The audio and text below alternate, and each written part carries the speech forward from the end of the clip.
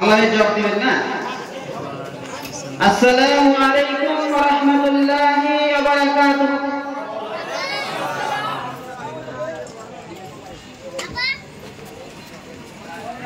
إن الحمد لله وحده والصلاة والسلام على من لا نبي بعده وبعد. أعوذ بالله من الشيطان الرجيم. بسم الله الرحمن الرحيم. رب اشرح لي صدري ويسر لي أمري واحلل عقدة من لساني يفقهوا قولي. وقال النبي صلى الله عليه وسلم: من أحب سنتي فقد أحبني ومن أحبني كان معي في الجنة. সমস্ত প্রশংসা রব্বুল আলামিনের, যার ইশারায় যার ক্ষমতায় আজকে আমরা একত্রিত হয়ে এই জালসার মাহফিলে আলেম ওলামাদের মুখ থেকে কোরআন ও হাদিস শোনার তৌফিক দান করেছে, তাই সকলে বলুন আলহামদুলিল্লাহ। তারপরে তার প্রিয় হাবিব ইয়াতিমদের সরদার তাজদারে মদিনা জনাবে মুহাম্মদ রাসূলুল্লাহ বলুন সাল্লাল্লাহু আলাইহি ওয়াসাল্লামের উপর অসংখ্য দরুদ ও সালাম বর্ষিত হোক। সকলে বলুন আল্লাহুম্মা আমিন। আল্লাহুম্মা সাল্লি আলাইহি। আমি দুটি কথা বলার জন্য এসেছি, তাই আমি অনেক ধন্যবাদ আমাদের বন্ধু বলা যায় এবং আমাদের প্রিয় লোক রাজীবটাকে, এবং আমি আমার স্টেজের সমস্ত ব্যক্তিদেরকে, আমি মসজিদের কমিটিদেরকে ধন্যবাদ জানাই যে আমাকে ক্ষুদ্র জ্ঞানী ব্যক্তিকে 2-4 মিনিট কথা বলার জন্য সুযোগ দিয়েছে। তাই বলবো, এখানে যারা বসে আছেন প্লিজ সামনে আসুন। এখানে বসে কি করছেন আপনারা? এই যে এখানে একটু আসুন সামনে ভাই। ওটা চেয়ার নাকি? এদিকে এদিকে, ওটা তো মহিলার জায়গা, ওটা তো মহিলার জায়গা নাকি? এদিকে আসুন।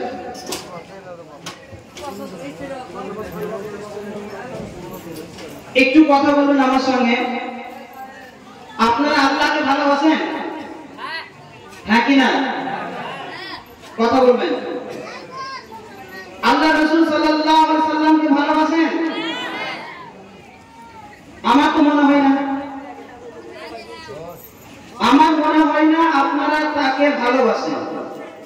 আজকে খ্রিস্টানের মানুষেরা যদি বাড়িতে বসে শুয়ে থাকে আর সে যদি বলে আমি আল্লাহ ও আল্লাহর রাসূলকে ভালোবাসি, এটা কখনো হতে পারে না। এটা একটা সমাজ, এটা একটা জায়গা যেখানে কোরআন ও হাদিসের আলোচনা হয়। আপনি একজন মুসলিম হয়ে বাড়িতে শুয়ে আছেন, এটা সম্ভব নয়। ভাই আমার বাবজি আমার,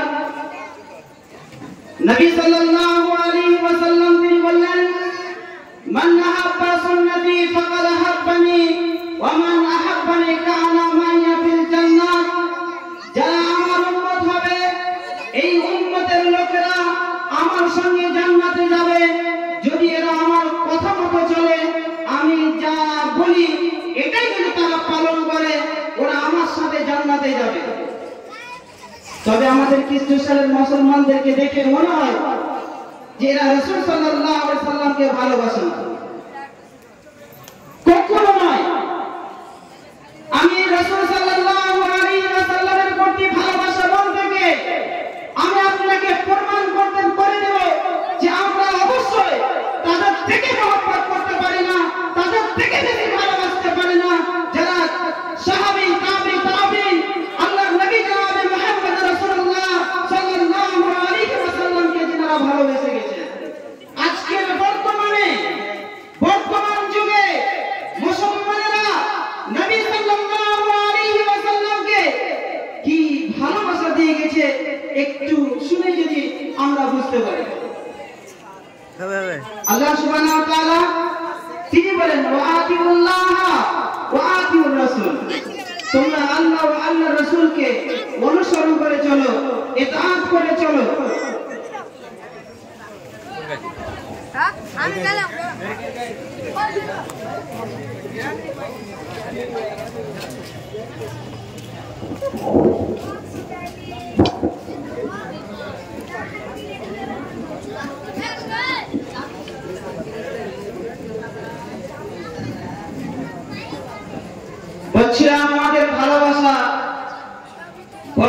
যুগে যদি মহব্বত ভালোবাসা দেখা যায়, আজকে আমরা মুসলিম, আজকে আমাদেরকে এগিয়ে আসতে হবে, আজকে আমাদেরকে মসজিদের দিকে এগিয়ে আসতে হবে, মসজিদে নামাজ পড়ার জন্য এগিয়ে আসতে হবে।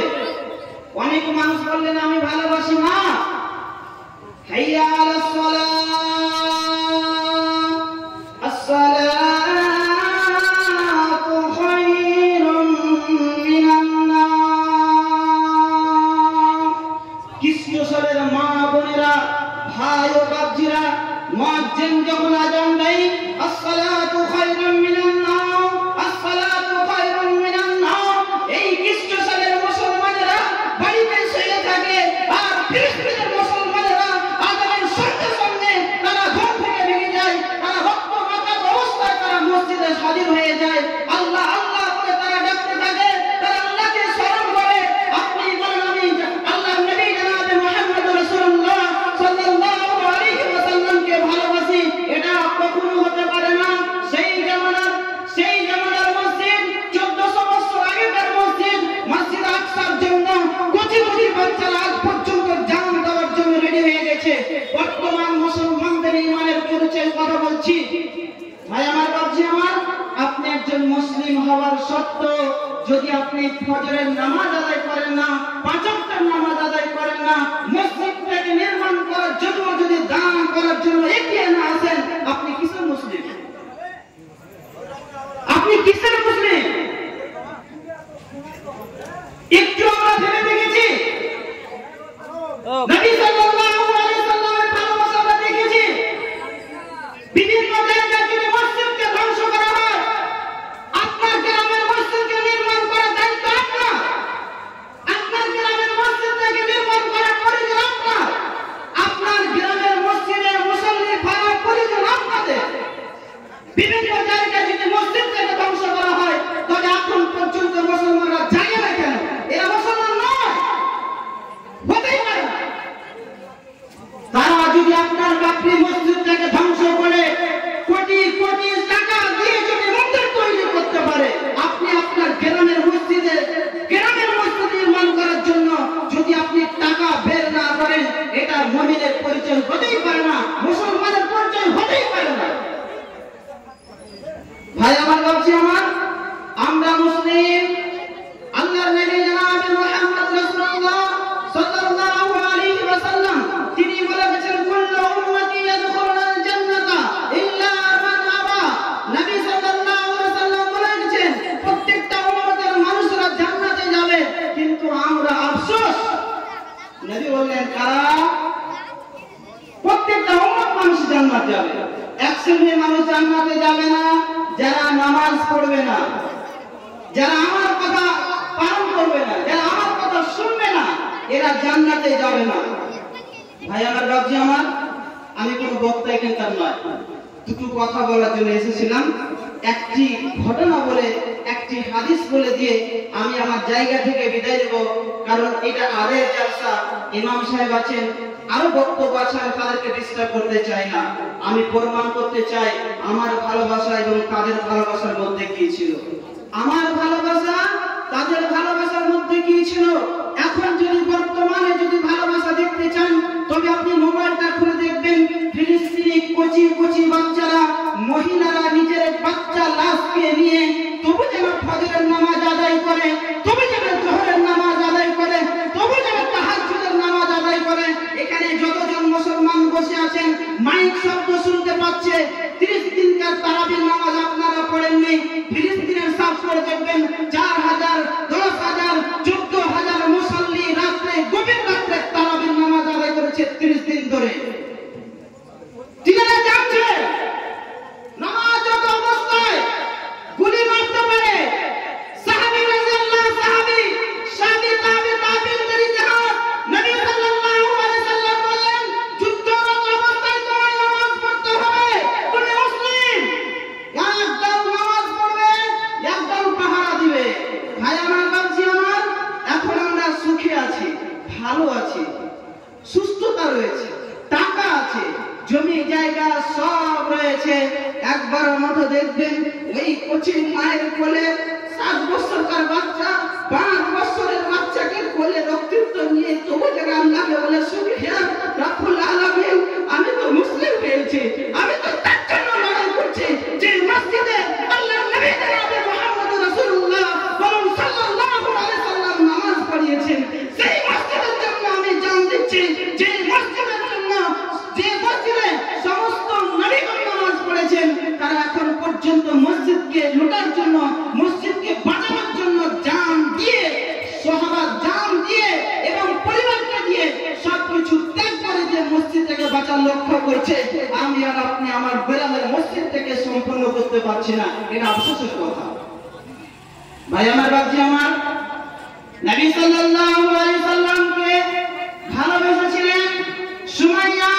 ইতিহাস খুলে পড়ে দেখুন, সুমাইয়া, হযরত সুমাইয়া রাদিয়াল্লাহু তাআলা আনহা, তিনি একজন মহিলা হয়ে পাস, তিনি নবী সাল্লাল্লাহু আলাইহি সাল্লামকে ভালোবাসা দিতে গিয়ে তিনার স্বামীর চোখের সামনে, তিনার ছেলের চোখের সামনে তিনার আত্মহত্যা হয়ে যায়, তিনাকে হত্যা করা হয়। তিনি একবারও প্রেমে কথা বললেন না, তিনি শহীদ হয়ে গেলেন। ভাই আমার, বাপজি আমার, মা বোনেরা, খালেরা আমার, আজকে যদি আমরা মুসলিম, এখন পর্যন্ত যদি তুমি মুসলমান ঘরের জন্ম নেওয়ার পরে তুমি যদি মুসলমান হয়ে যদি নামাজ না পড়ো, তোমার প্রতি ধিক্কার।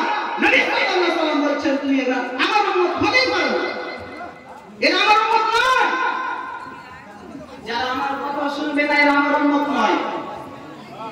একটি কথা বলে আমি শেষ করে দিচ্ছি, একটি হাদিস। আমাদের ভালোবাসা, বদরের যুদ্ধের কথা বলছি আমি, বদরের যুদ্ধের কথা বলছি। আব্দুর রহমান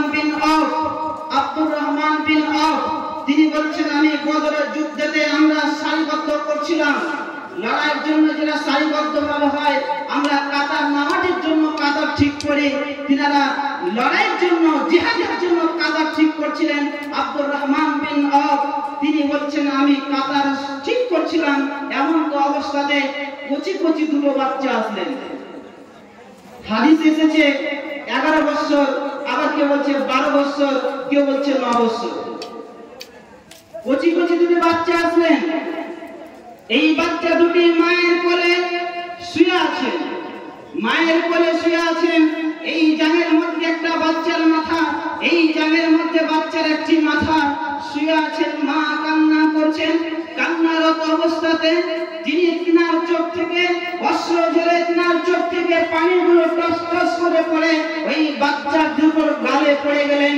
বাচ্চা দুটো যখন চোখ ভাঙে দেখলেন আমার মা কান্না করছে কেন, মাকে বললেন, মা তুমি কান্না কেন করছো, মা তুমি কান্না কেন করছো?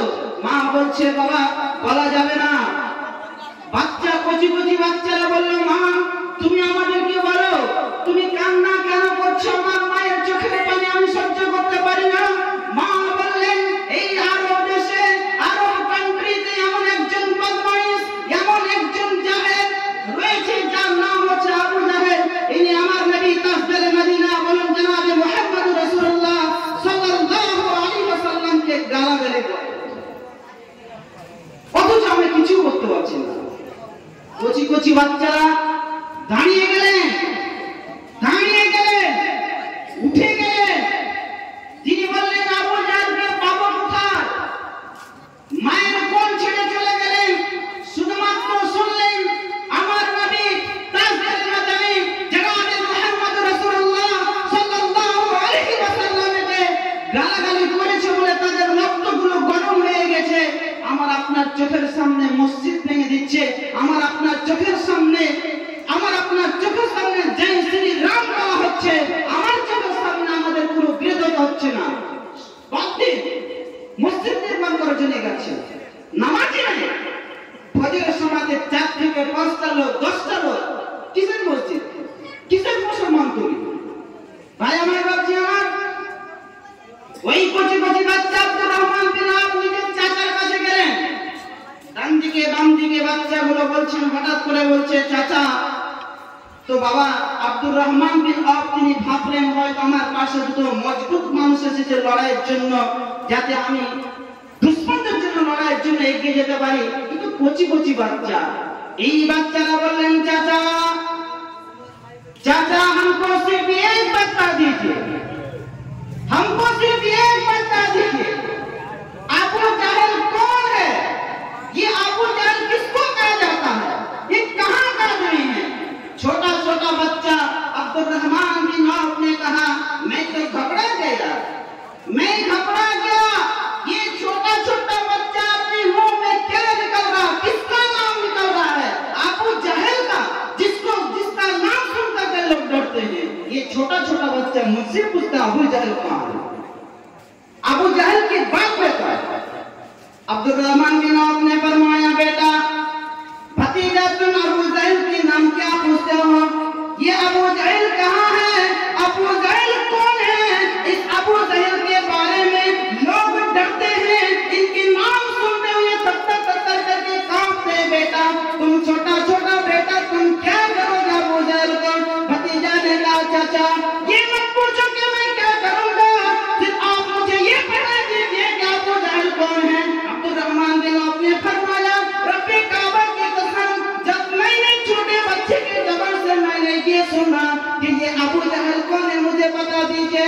अब्दुर्रहमान बिन औफ ने फरमाया, कमांडर के सामने हमारी उंगली को, इस हाथ को जब इशारा किया, इशारा करते ही दोनों ने अबू जहल को ऊपर झलक मार दिया। थोड़ी देर के बाद देख रहा हूं कि अबू जहल नीचे चला गया। बदमाशों, काफिरों, तुम्हारे ऊपर पावर हो सकता है 20 साल 30 साल, लेकिन याद रखना, इतिहास पन्ना खुल करके देख लेना, तुम्हारी मौत उसी तरह हुआ है जिस तरह जाहिल लोगों की हुआ है। आज भी हो रहा है, सामने भी होगा। छोटा छोटा बच्चा अब्दुर्रहमान बिन औफ से पूछा, चाचा मुझे बता दो ना कि वो कौन सा है, अबू जहल कौन सा है, वो कितना बहादुर है, उससे ज्यादा हम लोग बहादुर हैं। रब्बे काबा की कसम, छोटा छोटा बच्चा जाकर के अबू जहल को कत्ल कर दिया। बोले सुभान अल्लाह, नहीं बोलिएगा सुभान अल्लाह। छोटा छोटा बाचा की, ছোট্ট ছোট্ট বাচ্চাদের রক্তগুলো দেখুন, নবী সাল্লাল্লাহু আলাইহি ওয়াসাল্লাম কে শুধু গালি দিয়েছে বলে তারা এতটা পড়ে গেছে। আমরা কি করি? নামাজও পড়তে আসে না, রোজাও রাখতে আসে না। আজ আপনাদের ঈমানের পরিচয় আমি বলে দিচ্ছি এখন থেকে, যদি এখন পর্যন্ত যদি আপনারা নামাজ না পড়েন, এই মসজিদের জন্য যদি আপনি ঈমান না লাগান, তবে আপনি মেনে নিন আপনি মুসলমান নয়। হাজারো মানুষ পৃথিবী ছেড়ে চলে যাবে, আপনাকে যেতে হবে, কাল কিয়ামতের মাঠে হিসাব দেওয়া হবে। লক্ষ লক্ষ কোটি কোটি মানুষের মধ্যে লাইনে আপনি থাকবেন, আপনি তখন চেঁচিয়ে বলবেন, আমরা নবী জনাব মুহাম্মদ রাসূলুল্লাহ সাল্লাল্লাহু আলাইহি সাল্লামের উম্মত। কাল কিয়ামতের মাঠে তারা অস্বীকার করবে, তুমি আমার উম্মত হতে পারোনি, তুমি নামাজই পড়তে না, তুমি আমার উম্মত কি করে বলতে পারো? ভাই আমার কাছে আমার এই মসজিদ আমার, এই মসজিদ আমাদের, এই মসজিদ গোটা পৃথিবী মুসলমানদের জন্য। মসজিদের জন্য এগিয়ে আসুন, টাকা বাড়িতে রাখেন না। নবী সাল্লাল্লাহু আলাইহি সাল্লাম আবু বকর, উসমান গানিকে, উমর ফারুক তিনাদেরকে বললেন তোমরা দান করো, দান করো। দানের মাধ্যমে বলছেন উমর, উমর বলছেন আমি সব থেকে বেশি দান করছি। উমর বলছেন আমি সব থেকে বেশি দান করি। নবী সাল্লাল্লাহু আলাইহি সাল্লাম, নবী সাল্লাল্লাহু আলাইহি ওয়াসাল্লাম উমর মনে মনে ভাবলেন বসে আছেন, এই বসা অবস্থাতে উমর বলছেন যে আমি সব থেকে বেশি দান করতে পারি, আমার থেকে কেউ দান বেশি করবেন না। উসমানকে বললেন, উসমান বলে দিলেন।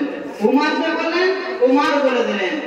নবী সাল্লাল্লাহু আলাইহি ওয়াসাল্লাম উমরকে জিজ্ঞাসা করলেন, উসমানকে জিজ্ঞাসা করলেন, শেষের বেলা আবু বকর সিদ্দিক রাদিয়াল্লাহু তাআলা আনহুকে বললেন, আবু বকর তুমি এই মসজিদের জন্য তুমি কি দান করবে? আবু বকর বললেন, নবী গো,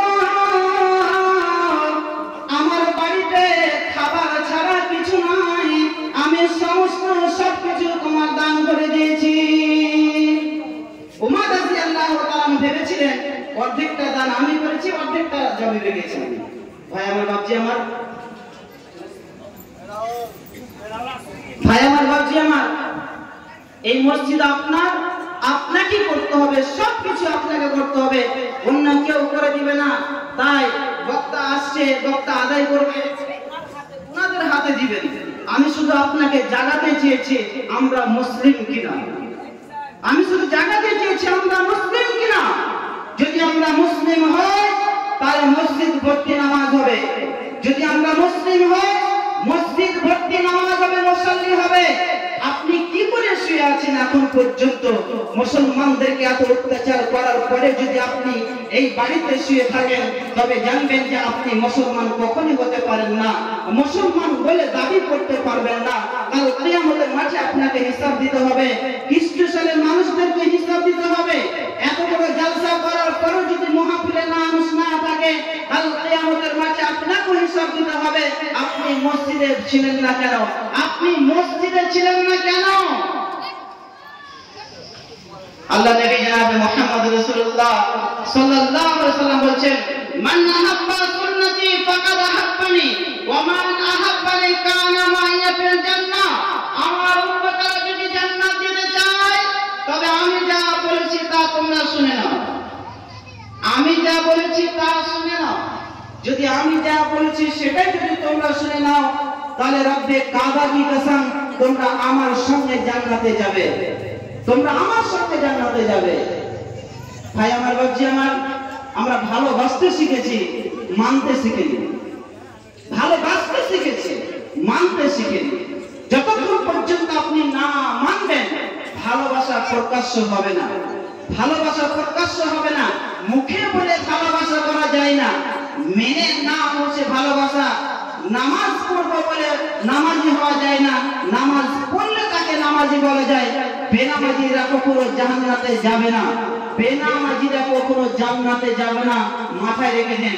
ভাই আমার, বাবজি আমার, আপনি মুসলিম, আপনি একজন ইমাম পড়ছেন, ইমামের বেতন দিচ্ছেন কত জানি না, তবে দেওয়ার চেষ্টা করুন, বেশি করে দেওয়ার চেষ্টা করবেন। ইমাম পড়ছেন, মসজিদে রাখছেন, মসজিদটাকে ভরার দায়িত্ব আমার আর আপনার। আমরা যদি মসজিদে না যাই, নামাজ না পড়ি, তাহলে মসজিদ করে আমাদের কোনো লাভ নেই, কোনো মর্যাদা নেই। ভাই আমার, বাবজি আমার, রাসূল সাল্লাল্লাহু আলাইহি সাল্লামের প্রতি ভালোবাসা তাদের এবং আমাদের এখন পর্যন্ত, এখন আমরা বলি আমরা ভালোবাসতে পারিনি, মহব্বত দিতে পারিনি, রাসূল সাল্লাল্লাহু আলাইহি সাল্লামের প্রতি ভালোবাসতে পারিনি। কেননা সামান্য একটা মসজিদের জন্য দান করতে পারি না, ফেল।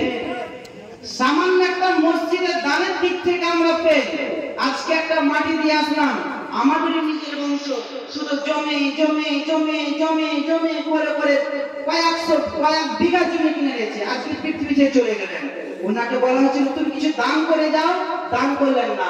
শেষের দিকে মরার টাইমে কে জানে তাকে কে কি বলেছে আল্লাহ জানে, বলছে একটা সাদকা করো, সাদকা করো, তো বলছে একটা মুরগি সাদকা করে দাও। আস্তাগফিরুল্লাহ, একটা মুরগি সাদকা করে দাও, একটা মুরগি সাদকা করে দাও। আবার রাত 1টা সময় মারা যায়, কত রাত একটা ছাগলও দিতে পারলো না 10,000 টাকা। আমি বললাম তুমি 1 বিঘা জমি দিতে কেন পারোনি? আল্লাহর কসম খেয়ে বলছি তুমি আজকে কবরে চলে গেছো। প্রশ্ন করা হয় তুমি কি নামাজ পড়েছিলে, তুমি কি মসজিদে দান করেছিলে, তুমি কি মিসকিনদের তুমি সহযোগিতা করেছিলে, অভাবী মানুষদেরকে তুমি দেখেছিলে, তোমার অ্যানসার হবে না। এই মাটি তোমাকে শাস্তি দিবে, এই মাটি তোমাকে শাস্তি দিবে। তোমার টাকা তোমার বাড়িতে থেকে যাবে, তোমার জমি জায়গা বাড়িতে থেকে যাবে, কিন্তু যেদিন পৃথিবী ছেড়ে চলে যাবে সেদিন তোমাকে, যেদিন দান করে যাবে, কাল কিয়ামত পর্যন্ত তুমি নেকি পেতে থাকবে। ভাই আমার, বাবজি আমার, মা বোনেরা, খালারা আমার, আপনারা কাঞ্জুস হবেন না। আল্লাহ রাব্বুল আলামিন কাঞ্জুস ব্যক্তিদেরকে পছন্দ করেন না, কাঞ্জুস ব্যক্তিদেরকে পছন্দ করে না। নারে তাকবীর, জোরে শুনতে চাই, জোরে আল্লাহু আকবার চাইবো তো হবে। नारे तकबीर। कौन कहता है कि किस किस्म का बंदा दान नहीं करता है? क्या बोल लो दीते पर राजेश जिला मायन नामे রাজেশ তিনার মায়ের নামে 30 বস্তা দান করেছে, বলে সুবহানাল্লাহ। আলহামদুলিল্লাহ, 30 বস্তা দান করেছে। আল্লাহ, মা কবরে শুয়ে আছে, মা কবরে শুয়ে আছে, মাকে ভালোবাসেন, মাকে ভালোবেসেছেন বলে মায়ের নামে তিনি 30 বস্তা। কিছুদিন আগে ঝগড়া হয়েছে, জানেন, ঝগড়া হয়েছে, ছেলে মারা গেছে, মাও মারা গেছে। যখনই দান করবে মায়ের নামে দান করবে। স্ত্রী বলছে, হ্যাঁ গো, তুমি মায়ের নামে দান করছো, ছেলের নামে তো একবারও দান করো না, তার মানে তুমি ছেলেকে ভালোই বাসো না। কি বলছে? ছেলেকে ভালোই বাসো না। ভাই আমার, বাবজি আমার, মা যে কি জিনিস, যার মা নেই তাকে জিজ্ঞাসা করুন। মা আজকে কবরে শুয়ে আছে, মাকে স্মরণ করে 30 বস্তা দান করেছে মাওলা।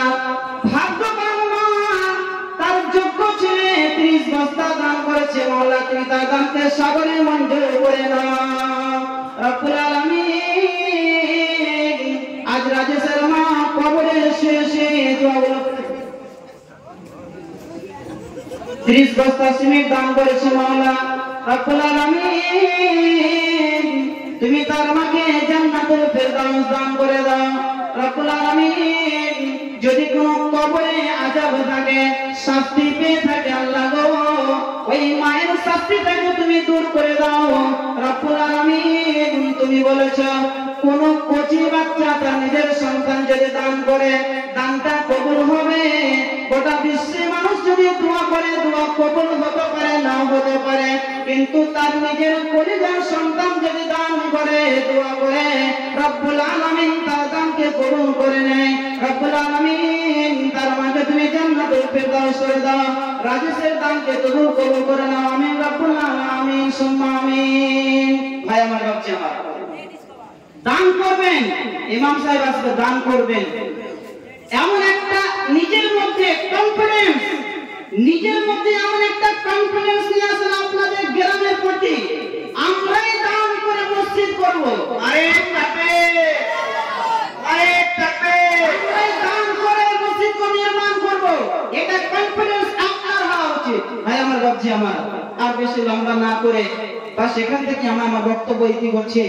আল্লাহ সুবহানাহু ওয়া তাআলা আপনাদের এই মসজিদ যাতে যে উদ্দেশ্য মাকসাদ নিয়ে জালসা করেছেন, রব্বুল আলামিনের কাছে দোয়া, রব্বুল আলামিন তুমি তাদের উদ্দেশ্যকে পূর্ণ করে দাও, বলুন আমিন।